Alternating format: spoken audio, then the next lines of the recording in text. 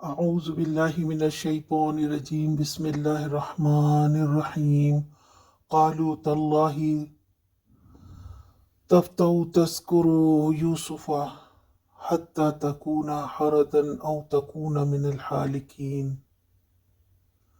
بیٹوں نے کہا خدارا آپ تو بس یوسف ہی کو یاد کیے جاتے ہیں، نوبت یہ آ گئی ہے کہ اس کے غم میں اپنے آپ کو گھلا دیں گے یا اپنی جان کو ہلاک کر دیں گے۔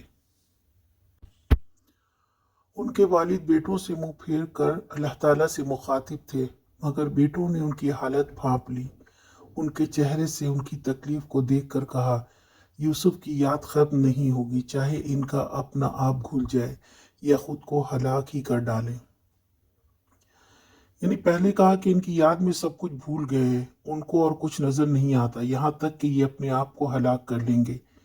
ایک واقعہ یہ ہو گیا، ایک واقعہ تھا ہو گیا، مگر یہ ہے کہ اس یاد سے باہر ہی نہیں آئے۔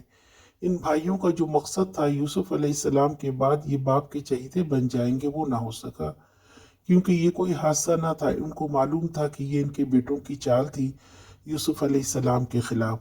وہ نبی بھی تھے اور ان کے والد بھی، اس لیے غم کے بعد صبر کے سوا کوئی چارہ نہ تھا۔